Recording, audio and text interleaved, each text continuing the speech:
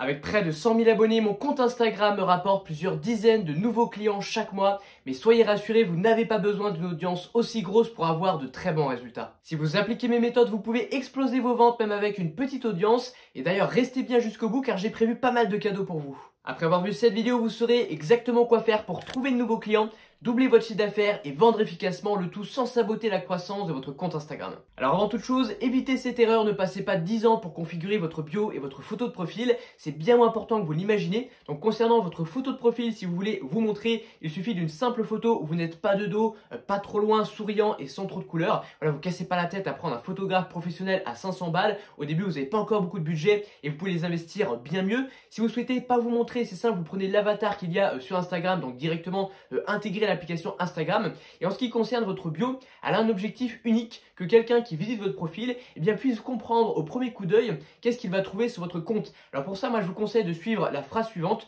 Vous allez mettre j'aide qui à faire quoi. Par exemple, dans mon cas, c'est j'aide les entrepreneurs à vivre d'une petite audience. Ou alors ça pourrait être j'aide les femmes à perdre du poids rapidement. Voilà, c'est une phrase simple et on doit comprendre directement ce que vous proposez sur votre compte. Ensuite, quelque chose de très important, il faut toujours vous mettre dans la peau de votre cible, tout par de là, que ce soit pour créer vos contenus, que ce soit pour créer vos produits, que ce soit pour analyser votre propre page Instagram, tout part à chaque fois du client. Donc il faut au préalable que vous ayez dressé votre avatar, donc l'avatar de la personne la plus susceptible d'acheter vos produits et de consommer vos contenus. Donc demandez-vous quels sont les problèmes, quels sont les besoins, quelles sont les frustrations, quelles sont les peurs, quelles sont les inspirations, quelles sont les croyances limitantes, etc. etc.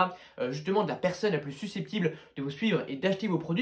Et à partir de ce portrait, vous allez pouvoir créer vos contenus pour les toucher directement, pour répondre à leurs problèmes, répondre à leurs besoins, démontrer votre expertise et ainsi gagner leur confiance et donc pouvoir vendre derrière. D'ailleurs, j'ai un prompt ChatGPT à vous offrir qui devrait bien vous aider à faire ça. Il vous permet en un clic de connaître les peurs, problèmes, besoins et frustrations de votre audience cible. Donc c'est un prompt qui est personnalisable. Vous avez simplement à indiquer dans l'espace prévu pour à qui vous vous adressez. Et donc ChatGPT vous ressort un tableau avec tous les problèmes, besoins et frustrations de votre audience. Et ça vous permet du coup de créer plein de contenu à partir de ça. Vous avez également créé un document qui regroupe 10 prompts pour les créateurs de contenu qui vont vous aider à créer du meilleur contenu plus facilement, plus vite et de meilleure qualité. Donc vous pouvez récupérer ces 10 prompts personnalisables depuis le premier lien en description, c'est complètement gratuit, alors profitez-en. Autre précision importante, et ça c'est une compétence entrepreneuriale de base, veillez toujours à créer des produits qui vont répondre à un besoin, et un besoin pour lequel les gens sont prêts à payer, c'est-à-dire qu'il doit être suffisamment pesant au quotidien pour que les gens aient envie de payer pour résoudre leurs problèmes ou assouvir leurs besoins. Je vous donne un exemple concret, vous avez une porte qui grince chez vous,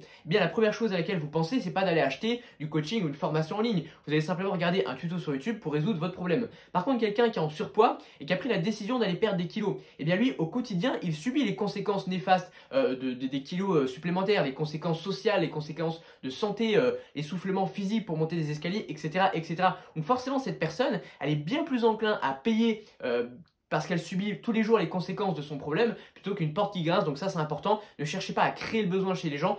Partez du client, partez de son besoin et cherchez à apporter la solution avec votre produit. Ensuite, et c'est peut-être le point le plus important de toute cette vidéo, comprenez l'importance de la confiance. Les gens sur internet ne vous connaissent ni d'Adam ni d'Ève, ils ne vous voient qu'au travers d'un écran, donc ils n'ont aucune raison de vous faire confiance au préalable. Vous êtes possiblement le plus grand de tous les escrocs. Et donc il faut la gagner cette confiance. Et pour la gagner, il va falloir démontrer votre expertise. Alors le premier conseil que je vous donne, c'est d'arrêter d'essayer de vendre sur chacun de vos contenus. Alors ça peut paraître bête, mais le meilleur conseil pour vendre plus, c'est de vendre moins. Lorsque vous êtes sur les réseaux, lorsque les gens se connectent sur les réseaux, ils n'y vont pas carte bancaire à la main. À la base, certes, on peut acheter sur les réseaux, mais à la base, on y va pour consommer du contenu. On n'est pas dans la même démarche que lorsqu'on se connecte sur Amazon, où là, pour le coup, on y va pour acheter des produits, on y va carte bancaire à la main. Lorsque vous êtes sur les réseaux, vous devez donc majoritairement apporter de la valeur aux gens pour les aider, pour résoudre leurs problèmes. C'est pour ça d'ailleurs qu'il faut partir des problèmes, besoins et frustrations de votre audience. Vous devez évidemment cibler les bonnes personnes pour qu'ensuite elles soient susceptibles d'acheter vos produits et donc apporter un maximum de valeur pour démontrer votre expertise. Faites des tutos, des guides, des stratégies, montrez vraiment que vous êtes compétent et donc 80% de votre contenu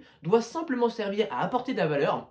Et puis les 20% de contenu restant peuvent cette fois-ci effectivement aller vendre. Mais si dès le début vous allez vendre, je peux vous assurer que vos résultats seront catastrophiques. Et n'oubliez pas, dans la vente, il existe aussi la vente, ce qu'on appelle la vente douce. La vente douce, c'est que vous n'allez pas dire achetez mes produits directement. Vous allez par exemple simplement montrer votre produit en action. Voilà, vous êtes en train de faire quelque chose et vous montrez comment votre produit vous aide. Voilà, vous pouvez également partager des témoignages clients, etc. Mais sans dire allez acheter mon produit. Et ça, c'est extrêmement puissant. Je vous invite vraiment à capitaliser sur ça. Alors pour avoir une stratégie de contenu complète et efficace qui va booster booster vos ventes, il faut que vous fassiez 3 types de contenus. Donc des contenus qui visent à démontrer votre expertise, des contenus qui visent à gagner la confiance de votre audience et enfin des contenus qui visent à inspirer la sympathie. Parce que ne l'oubliez pas, les gens sur internet achètent autant vos produits pour vous que votre produit en lui-même. Ça, c'est la puissance pure et dure du personal brand. Et donc, c'est important justement de cultiver ce personal brand. Et il y a 2 formats qui sont excellentissimes pour faire ça. C'est les stories et les lives. Ça peut être sous-estimé comme format parce que c'est pas les formats qui vont vous apporter le plus d'audience et le plus d'abonnés sur les réseaux. Par contre, c'est clairement un format qui vous permet d'avoir une proximité plus importante avec votre audience, notamment avec le live. Vous allez pouvoir répondre aux questions en direct avec votre audience. Donc ça, c'est un impact extrêmement fort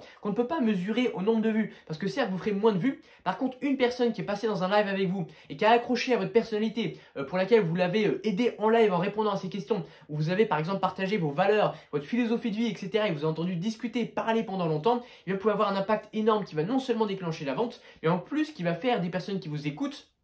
Ça va créer d'eux en fait des vrais fans qui vont vous suivre pendant des années. Et rappelez-vous bien d'une chose, ça c'est la différence entre l'acquisition et la rétention. L'acquisition en 2023 devient de plus en plus difficile et ça ne fera qu'augmenter avec le temps. Il y a de plus en plus de créateurs, donc forcément on se partage le gâteau. Les créateurs augmentent plus rapidement, enfin proportionnellement plus vite que le nombre de spectateurs, donc forcément on se partage un gâteau qui proportionnellement est plus faible. Et donc misez tout sur l'acquisition. Si jamais vous faites découvrir par toujours des personnes, mais que les gens ne vous suivent pas longtemps, je peux vous assurer que vous n'arriverez pas à bâtir une audience. Par contre, si quelqu'un qui vous découvre eh devient un vrai fan, qui va vous suivre pendant des années et donc qui potentiellement aura regardé des centaines de vos contenus, eh bien non seulement à lui seul il aura fait autant de vues que 300 personnes qui vous découvrent, mais en plus cette personne a une très forte probabilité d'être cliente. Donc ne sous-estimez pas ce genre de format. Et d'ailleurs pour vous aider, je vous ai prévu un document qui regroupe 8 méthodes pour parler de soi de façon efficace afin que vous puissiez cultiver votre personal brand, créer des contenus plus impactants qui vont vraiment fidéliser votre audience. Donc vous pouvez récupérer ça totalement gratuitement sur le premier lien en description. Donc tous les documents mentionnés dans cette vidéo se trouvent sur le premier lien. Vous recevrez tout d'un coup, c'est gratuit, alors profitez-en. Ensuite, il y a un autre point que j'aimerais aborder, il ne faut absolument pas saboter votre croissance. Ça rejoint ce que je vous ai dit un peu plus tôt dans cette vidéo, mais si vous faites systématiquement trop de contenu de vente, eh bien vous n'allez plus réussir à grossir. Parce que vous vous en doutez, lorsque vous faites de la vente, eh bien forcément vous intéressez qu'une petite partie de votre audience. C'est jamais 90% des gens qui vous suivent qui vont être intéressés par vos produits. Ça c'est normal, vous pouvez faire le meilleur produit du monde, ça n'arrivera jamais. Et donc à chaque fois que dans vos contenus vous parlez de vos produits et que vous faites de la vente, eh bien vous allez un peu tuer vos stats puisque les gens ne vont pas regarder vos vidéos longtemps. Vous le savez, le watch time c'est le facteur numéro 1 pour devenir viral et être mis en avant par les réseaux sociaux. Donc si vous faites de la vente systématiquement et trop souvent, eh bien vous allez sans arrêt saboter vos stats. Et donc à terme, vous risquez de souffrir de l'essoufflement et donc d'avoir une croissance qui est en constante baisse. Et du coup, il faut trouver un juste milieu. Vous allez faire donc suffisamment peu de ventes pour la raison déjà que je vous ai donné un peu plus tôt dans cette vidéo, mais également pour ne pas saboter votre croissance. Et il y a un point également très important, les réseaux sociaux détestent que vous mettiez des liens externes. Donc, un lien externe, c'est par exemple si vous êtes sur Instagram, vous mettez un lien vers une vidéo YouTube. Bon déjà, vous mettez un lien vers un concurrent d'Instagram, donc ça c'est pas bon. Mais en plus de ça, le but d'Instagram, c'est de maintenir les gens sur la plateforme. Parce que plus il y a de gens qui restent sur la plateforme, plus Instagram gagne de l'argent. Donc ils n'ont aucun intérêt à ce que vous redirigiez les gens à l'extérieur. D'ailleurs, il suffit de vérifier.